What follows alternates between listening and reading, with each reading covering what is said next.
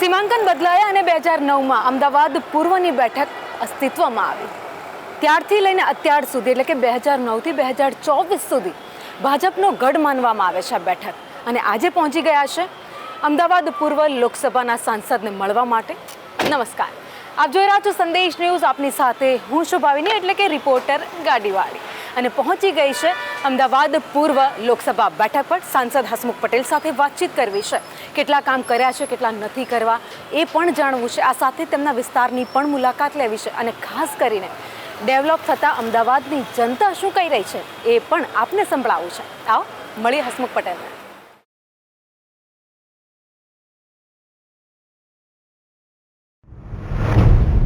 અમદાવાદ પૂર્વની લોકસભા બેઠક, જ્યાં સૌથી પહેલા હરીન પાઠક, ત્યારબાદ પરેશ રાવલ ને હવે હસમુખ પટેલ જે આપણી સાથે છે, એમની સાથે ચર્ચાઓ કરવી છે. હસમુખભાઈ, અમારી કાર્યક્રમમાં સવારી કરવા માટે તૈયાર છો?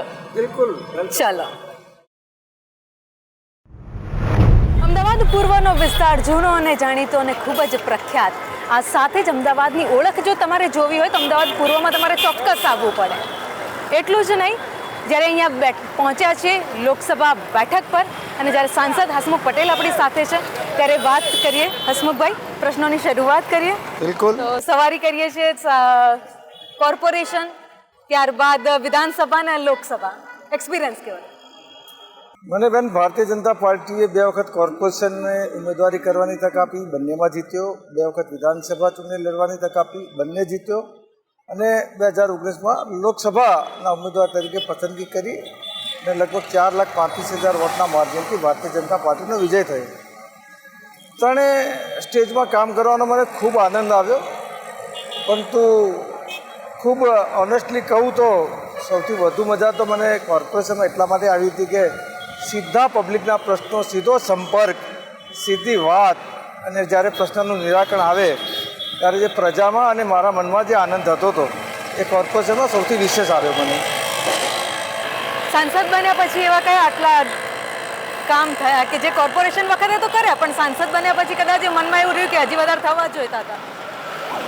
કામ તો સતત કરવું એ મારો સ્વભાવ છે. ભારતીય જનતા પાર્ટીનું ઘડતર પણ એ રીતે છે કે જ્યારે તમે જનપ્રતિનિધિ બનો ત્યારે પ્રજાની વચ્ચે રહીને પ્રજાના પ્રશ્નોના નિરાકરણ માટે સતત પ્રયત્નશીલ રહેવું. સાંસદ તરીકે પણ મેં ઘણા બધા પ્રશ્નોના નિરાકરણમાં સહભાગી બનવાનો મને આનંદ છે. હું ઉદાહરણ આપું તો મારા પૂર્વ વિસ્તારની જે મેઇન કેનાલ, જેના પર વર્ષોથી રોડ બનાવવાની માગણી હતી, નરેન્દ્રભાઈ મોદીનું જે વિઝન હતું, મચ્છરનો ઉપદ્રવ, વિસ્તારનો વિકાસ ન થાય, એ કેનાલ બનાવવામાં આ વિસ્તારના ધારાસભ્યોની સાથે રહીને ગુજરાત સરકારમાં અને કોર્પોરેશનમાં સંકલન કરીને જ્યારે કામ મંજૂર થયું એનો પણ મને ખૂબ આનંદ છે. મારા ગ્રામ્ય વિસ્તારમાં દહેગામ ખાતે એક રખિયાલ રેલવે સ્ટેશન પાસેનો એક રોડ જે 20થી 25 ગામોને કનેક્ટ થતો હતો, વર્ષો જૂની, 20થી 25 વર્ષ જૂની માગણી, એ પણ મેં સંસદમાં રજૂઆત કરી, મારો પ્રશ્ન ઉઠાવ્યો અને રેલવે વિભાગે એને માન્ય રાખીને પ્રશ્નનું નિરાકરણ કર્યું. એનો મને ખૂબ આનંદ છે. આવું જ ગાંધીનગર દક્ષિણ વિધાનસભાના સાદરા ગામે સાદરા અને માણસા બાજુને જોડતા રિવર ઓવરબ્રિજની માગણી, જે વર્ષો જૂની માગણી હતી એ લોકોની, એનું પણ ગુજરાત સરકારમાં માન્ય નીતિનભાઈ જ્યારે નાયબ મુખ્યમંત્રી હતા ત્યારે રજૂઆત કરી અને એ માન્ય થયું ને અત્યારે રોડનું કામ ચાલુ છે. આવા અનેક પ્રશ્નો જેનાથી આપણને આનંદ થાય કે વિસ્તારના પ્રશ્નોનું નિરાકરણ આપણે કરી શક્યા છીએ. એનાથી પ્રજા પણ ખુશ છે અને હું પણ ખુશ છું. એટલે હસમુખભાઈના કામથી અમદાવાદ પૂર્વની પ્રજા ખુશ છે એવું હસમુખભાઈનું કહેવું છે? બિલકુલ, હું માનું છું કે પ્રજાને ફરિયાદ કરવાનો મેં મોકો નથી આપ્યો. નાના મોટા પ્રસંગોમાં, નાની મોટી સમસ્યાઓમાં પ્રજાને મળ્યો છું. ઓફિસમાં પણ નિયમિત જ્યારે કોઈને વ્યક્તિગત કામ માટે કે વિસ્તારના પ્રશ્નો માટે મળવાનું થાય તો ઓફિસે નિયમિત હાજરી આપવાનો પ્રયત્ન કર્યો છું. એટલે હું ચોક્કસ માનું છું કે વિસ્તારમાં એવી કોઈ સમસ્યા નથી કે પ્રજા મારા માટે ફરિયાદ કરી શકે. અમદાવાદ પૂર્વના વિસ્તારમાં ફરી રહ્યા છે. અમદાવાદ પૂર્વનો વિસ્તાર એક વસ્તુ માટે હંમેશા પ્રખ્યાત રહ્યો છે, ગીચતા માટે. અને ટ્રાફિકની સમસ્યા 3-4 રસ્તે જોવા મળે છે, જે આપણે અત્યારે પણ અમદાવાદના રસ્તા ઉપર ફરી રહ્યા છીએ. તો આ સમસ્યા દરેક જગ્યાએ છે. તો એના સોલ્યુશન માટે, એ હલ કરવા માટે કયા? મેં હમણાં જ કહ્યું કે પૂર્વ વિસ્તારમાં માત્ર NH8 એ મેઇન રોડ છે.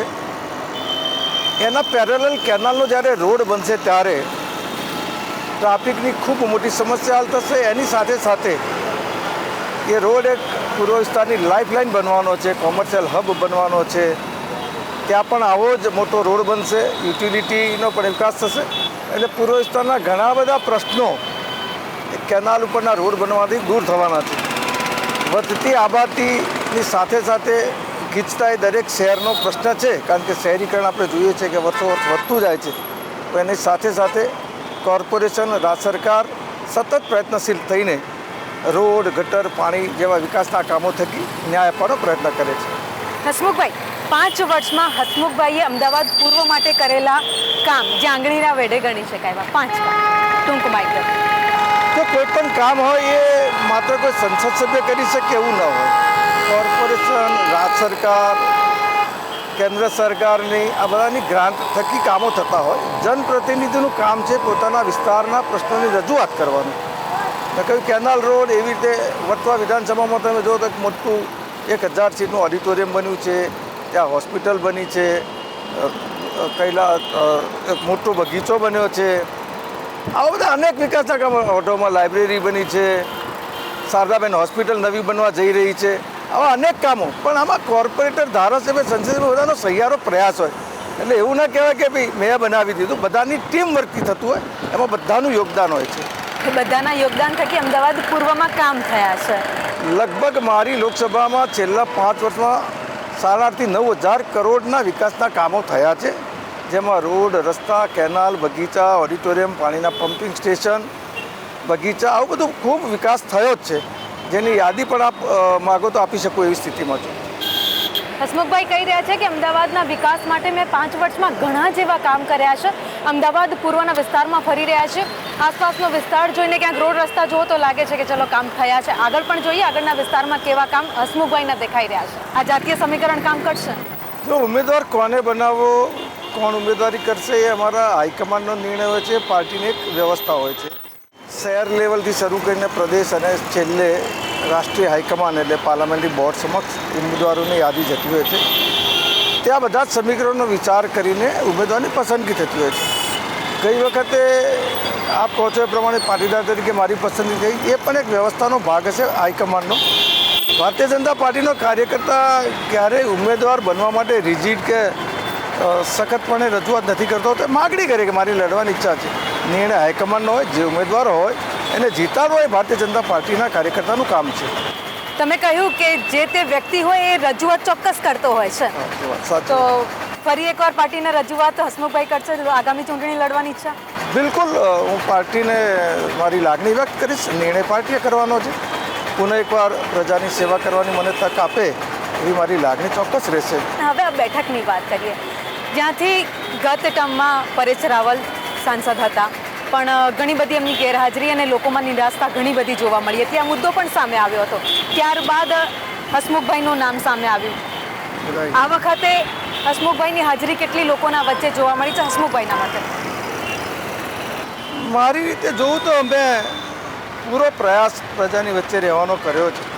એક સાંસદ તરીકે સામાન્ય રીતે વર્ષના 4 થી 5 મહિના દિલ્હી અથવા તો અન્ય રાજ્યોના પ્રવાસે જવાનું થતું હોય છે. પરંતુ જ્યારે મને સમય મળ્યો છે ત્યારે મારા મત વિસ્તારમાં લોકોની વચ્ચે રહ્યો છું. કોઈને વ્યક્તિગત કામ હતો મારી ઓફિસે મળવાનો સમય આપીને મળ્યો છું. એટલે હું ચોક્કસપણે માનું છું કે ફરિયાદ કરવાનો મોકો મારા તરફથી તો મેં આપ્યો નથી. પછી કોઈ વિરોધ પક્ષના લોકો એને ઇસ્યુ બનાવીને ખોટી રીતે રજૂઆત કરે તો એમનો વિષય છે. બાકી મેં પૂરો નિષ્ઠાપૂર્વક 5 વર્ષ પ્રજાની વચ્ચે રહેવાનો પ્રયત્ન કર્યો છે. તમે માનો છો કે પરેશ રાવલ જ્યારે સાંસદ હતા ત્યારે તેમની ગેરહાજરી હતી? એ વાત જ્યારે ચૂંટણી લડવા આવ્યો ત્યારે ક્યાંક સંભળાતી હતી કે પરેશભાઈ પૂરતો સમય આપી શક્યા નહોતા. અને એટલા માટે જ પરેશભાઈએ સામેથી પાર્ટીને કહ્યું કે મારા ફિલ્મી કેરિયરમાં હું વધારે સમય આપી શકું એમ નથી. એટલા માટે હું સામેથી સ્વેચ્છાએ જવાબદારીમાંથી મુક્ત થવા માગું છું. એટલે બિલકુલ સ્પોર્ટ્સમેન સ્પિરિટ સાથે પરેશભાઈએ આ વાત મને પણ કરી હતી. એટલે એમની રીતે સાચા હતા, પરંતુ એની ખોટ મેં પૂરી છે. હસમુખભાઈ કહી રહ્યા છે કે પરેશ રાવલ આ બેઠક પર હતા અને હવે તેઓ નથી, પરંતુ હા, એમની ગેરહાજરી ને એમની ખોટ એ મેં પૂરી છે. આગળ પણ જઈએ, વિસ્તારની વાતો કરીએ. હવે કયા વિસ્તારમાં આપણે જઈ રહ્યા છીએ? આપણે હવે વસ્ત્રાલ આવશે, વટવા વિધાનસભાનો વસ્ત્રાલ વિસ્તાર આવશે. વસ્ત્રાલ વિસ્તારની વાત કરીએ તો વસ્ત્રાલ વિસ્તારમાં એવા કામ કયા થયા છે જેની ખાસ ધ્યાન રાખવા માટે ખુદ હસમુખભાઈ ત્યાં ત્યારે પહોંચ્યા છે? વસ્ત્રાલમાં તો અનેક વિવિધ વિકાસના કામો થયા છે. ત્યાંની પ્રજાને પૂછો તો કંઈક તો આપણે જોઈ રહ્યા છે કે આ મેટ્રો રેલ એનું પહેલું સ્ટેશન વસ્ત્રાલથી શરૂ થાય છે અને અત્યારે હાલ વસ્ત્રાલથી મેટ્રો ટ્રેન ચાલુ પણ છે. થોડા દિવસોમાં અમદાવાદથી ગાંધીનગરનો પણ ટ્રાયલ રન થવા જઈ રહ્યો છે. એટલે આ વિસ્તારનું સૌથી મોટું કામ તો મેટ્રો ટ્રેન છે. એ સિવાય મેં આપણે કહ્યું ને, વસ્ત્રાલમાં એક સુંદર હોસ્પિટલ ઊભી રહી છે જે જિલ્લા કક્ષાની હોસ્પિટલની સમાન છે. એક સિંગરવામાં પણ એટલી જ 200 બેડની હોસ્પિટલ બનવા જઈ રહી છે. 50 બેડની તો હોસ્પિટલ ચાલુ પણ થઈ ગઈ છે. 3 તળાવોનો વિકાસ થયો છે. એક શ્યામાપ્રસાદ મુખર્જી ઓડિટોરિયમ, 1000 સીટનું ઓડિટોરિયમ છે. બગીચાની વાત કરીએ, પાર્ટી પ્લોટ આપ જુઓ તો આપણે વિસ્તારમાં જઈ પણ શકીએ. એટલે આ રીતે વસ્ત્રાલનો તો ખૂબ વિકાસ થયો છે, કારણ કે ત્યાં ધારાસભ્ય પણ ખૂબ એક્ટિવ હતા, પ્લોટ પણ ખુલ્લા મળ્યા હતા. એટલે મારા મત વિસ્તારમાં સૌથી વધુ વિકાસ જો થયો હોય તો એ વસ્ત્રાલમાં થયો છે, કારણ કે ત્યાં પ્લોટ અવેલેબલ ખૂબ હતા. તો ધીરે ધીરે આગળ વધીએ, ચર્ચા આગળ પણ ચાલુ રાખીશું. પણ બીજા કયા વિસ્તારમાં જવું છે એ હસમુખભાઈથી જાણીએ અને બીજા કયા વિસ્તારના કેવા કામો થયા છે એ પણ જોઈએ. વસ્ત્રાલ વિસ્તારમાં મેટ્રો રેલની સેવા શરૂ કરવામાં આવી. થોડા દિવસમાં અમદાવાદ ગાંધીનગર મેટ્રોનો ટ્રાયલ રન શરૂ થશે. જિલ્લા કક્ષા સમાન વસ્ત્રાલ વિસ્તારમાં હોસ્પિટલ બનાવાઈ. અમદાવાદ પૂર્વમાં 3 તળાવનો વિકાસ કરવામાં આવ્યો. 1000 લોકો બેસી શકે તેવું શ્યામાપ્રસાદ મુખર્જી ઓડિટોરિયમ બનાવાયું. નવા બાગ બગીચા અને પાર્ટી પ્લોટ બનાવવામાં આવ્યા. અમદાવાદના વસ્ત્રાલ વિસ્તારનો સૌથી વધુ વિકાસ. હસમુખભાઈ, આજે સવારી કરતાં કરતાં અમદાવાદના પૂર્વ વિસ્તારની મેટ્રોની પણ સવારી કરીએ. ચલો, સાંસદ હસમુખ પટેલ સાથે સવારી કરી રહ્યા છે અને આજે ખાસ સવારી અમદાવાદની મેટ્રોમાં કરવી છે. હસમુખભાઈ, સ્ટેશન સુધી પહોંચીએ ત્યાં સુધી જે ઈચ્છાઓ વ્યક્ત કરી છે હસમુખભાઈએ ચૂંટણી લડવાની, પણ ક્યાંક એવું થઈ શકે કે આ વખતે ભારતીય જનતા પાર્ટી જે હંમેશા સસ્પેન્સ રાખતી આવી છે ને અંત ઘડીએ કંઈક નવું નામ આવે? જો દરેક કાર્યકર્તા ચૂંટણી લડવાની અથવા તો સંગઠનમાં કામ કરવાની અપેક્ષા રાખતો જ હોય. અપેક્ષા હોવી એ રાજકીય કાર્યકર્તા માટે નવી વાત નથી. હું પણ મારી અપેક્ષા વ્યક્ત જરૂર કરીશ, પરંતુ નિર્ણય તો પાર્ટીએ કરવાનો છે. પાર્ટી મને ઉમેદવારી કરવાની તક આપે કે અન્ય કોઈ નહીં, જે પણ હશે ઉમેદવાર નવા આવશે તો પણ એને જીતાડવાનું અથાગ પુરુષાર્થ હું કરીશ કે હું પોતે લડતો છું તો પણ વધુ લીડથી જીતવાનો પ્રયત્ન કરવાનો છું. હસમુખભાઈને ચલો કદાચ પાર્ટી અન્ય ઉમેદવાર ઉતારે છે તો એમનો રોલ શું રહેશે? મારો રોલ એ જ ભારતીય જનતા પાર્ટીના ઉમેદવારને જીતાડવાનો એક કાર્યકર્તા છું. વર્ષોથી આ પાર્ટીમાં એક વિચારધારાથી જોડાયો છું. ભારતીય જનતા પાર્ટી એકમાત્ર એવી પાર્ટી છે કે જેણે પોતાની વિચારધારા બદલી નથી. ચાહે રામ મંદિર બનાવવાની વાત હોય, 370 હટાવવાની વાત હોય કે યુનિફોર્મ સિવિલ કોડની વાત હોય, માત્ર ભારતીય જનતા પાર્ટી પોતાની વિચારધારાને શરૂઆતથી આ સુધી વળગી રહી છે. છેલ્લા ઘણા સમયથી હસમુખભાઈ પ્રજાની વચ્ચે જઈ, જનતાની વચ્ચે જઈને કામો કરે છે, લોકો સાથે વાર્તાઓ કરે છે, ચર્ચા કરે છે, એમની સમસ્યા પણ જાણે છે. પણ એક વસ્તુ એ જોવા મળી છે કે જ્યારે હસમુખભાઈ પ્રજાની વચ્ચે જાય છે તો પાર્ટીના લોકો સાથે હોતા હોય છે, પણ એક્સ MP અહીંયાના ક્યારે હસમુખભાઈ સાથે જોવા ન મળ્યા. એક્સ MP પરેશભાઈ રાવલનું આપ જાણો છો કે એના પહેલાંની જો વાત કરું તો હરીનભાઈ મારા ખૂબ સિનિયર MP, 7 વખત અમદાવાદ શહેરનું પ્રતિનિધિત્વ કર્યું છે અને જ્યારે હું ચૂંટણી લડતો હતો ત્યારે મારા પ્રચારમાં દહેગામ અને ગાંધીનગર દક્ષિણમાં મારી સાથે હતા અને આજે પણ જ્યારે મને એમના માર્ગદર્શનની જરૂર પડે એ મારી સાથે છે. જરૂર પડે તો એમને બોલાવું પણ છું. પરંતુ બેન, રાજકીય અનુભવ મને પણ ખૂબ વિશાળ છે, કોર્પોરેશન, વિધાનસભા. એટલે જ્યારે જરૂર પડે ત્યારે જ હરીનભાઈને ડિસ્ટર્બ કરું છું અને એ સદાય મારી સાથે મારી મદદમાં ઊભા રહે છે. ચાલો આગળ પણ જઈએ, સવારી કરીએ, ટ્રેનમાં બેસીએ અને સવારી કરી રહ્યા છે સાંસદ સાથે. હસમુખભાઈ, મેટ્રો ટ્રેનની સવારી તમારા શબ્દોમાં. મેટ્રો અમદાવાદમાં શરૂ થાય એ નરેન્દ્રભાઈ મોદી જ્યારે મુખ્યમંત્રી હતા ત્યારે સ્વપ્ન જોયેલું. હું માનું છું કે જો મેટ્રોનું સ્વપ્ન ન જોયું હોત તો આજે અમદાવાદ ટ્રાફિકની સમસ્યાથી ગ્રસિત હોત, ટ્રાન્સપોર્ટેશન ખૂબ અઘરું થઈ ગયું હોત. અને અત્યારે આપ જોઈ રહ્યા છો કે મેટ્રોના લીધે કેટલાય પેસેન્જર સમય પણ બચાવી રહ્યા છે અને માસ ટ્રાન્સપોર્ટેશનના લીધે પેટ્રોલ ડીઝલની બચત થવાને લીધે દેશની પણ બચત થઈ રહી છે. મેટ્રોનું સ્વપ્ન જે નરેન્દ્રભાઈ જોયું આજે સાકાર થયેલું જોઈને ખૂબ આનંદ થાય છે અને પ્રજાને ખૂબ ટ્રાન્સપોર્ટેશનમાં રાહત છે.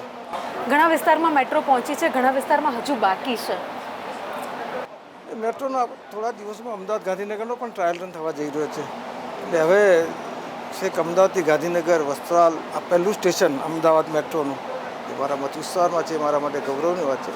ત્યાંથી કાલુપુર અને કાલુપુરથી ગાંધીનગર અને વિધાનસભા સુધી મેટ્રો થોડા દિવસોમાં ચાલુ થઈ જશે. અને અમદાવાદની મેટ્રોની વાત કરતા હોય, અમદાવાદની વાત કરતા અમદાવાદ શહેરની, ત્યારે એક અમદાવાદ શહેરનું નામ કર્ણાવતી કરવાને લઈને ઘણો મુદ્દો ચાલ્યો હતો, ચર્ચામાં પણ આવ્યો હતો આ મુદ્દો. તો એમાં હસમુખભાઈએ એવું નિવેદન આપ્યું હતું કે હેરિટેજમાં એનું નામ આવી ગયું છે અમદાવાદનું, તો હવે એને કર્ણાવતી ન કરી શકાય. આપ જાણો છો કે અમદાવાદનો ઇતિહાસ 600 વર્ષ જૂનો ઇતિહાસ છે. અમારી માગણી વર્ષોથી હતી જ્યારે કોંગ્રેસનું શાસન દિલ્હીમાં હતું કે આને કર્ણાવતી નામ આપો, કારણ કે એનો ઇતિહાસ એવું કહે છે કે આ પુરાણ સમયમાં કર્ણ રાજાની નગરી હતી. પરંતુ કોંગ્રેસે માન્યું નહીં. નરેન્દ્રભાઈ જ્યારે મુખ્યમંત્રી હતા ત્યારે અમદાવાદ શહેરમાં ટુરિઝમ વધે, વર્લ્ડના નકશામાં અમદાવાદનું નામ યુનેસ્કોમાં નોંધાય, એના માટે એમણે યુનેસ્કોમાં વર્લ્ડ હેરિટેજ સિટી તરીકેની માગણી કરી. અને જે ડોઝિયર તૈયાર થયું એ બધા જ ડોઝિયરમાં આપણે અમદાવાદથી એની ઓળખ આપવી પડે, કારણ કે એ વખતે નિયમ પ્રમાણેનું નામ અમદાવાદ હતું. આપણી માગણી યુનેસ્કોએ સ્વીકારી, અમદાવાદ હેરિટેજ સિટી બની. ખૂબ પ્રવાસીઓ આજે વોલ સિટીની અંદર આવી રહ્યા છે, અમદાવાદને જોઈ રહ્યા છે, એનાથી અનેક રોજગારીની તકો પ્રાપ્ત થઈ છે. અને જ્યારે વર્લ્ડ લેવલે આપણું ડોઝિયર અમદાવાદ હોય ત્યારે હવે કર્ણાવતીની જીદ કરવી અથવા અમારી માગણીને અમે હાલ સબસાઇડ કરી છે. સમય આવશે તો કર્ણાવતીની પણ પ્રયત્ન કરીશું.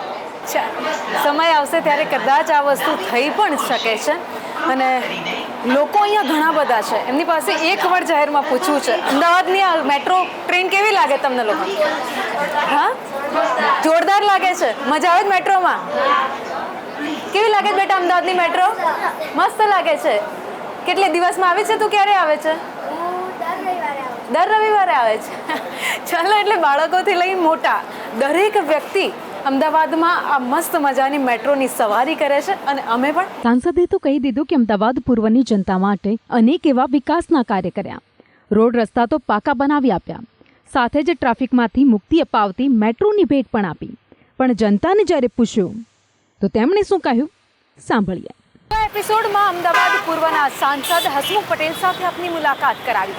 હવે પછીના એપિસોડમાં વધુ એક સાંસદ સાથે હું ભાવિની ડબકર એટલે કે રિપોર્ટર ગાડીવાળી વધુ એક સાંસદ સાથે આપની મુલાકાત કરાવશે. તો જોવાનું ના ભૂલતા અમારો આ એપિસોડ.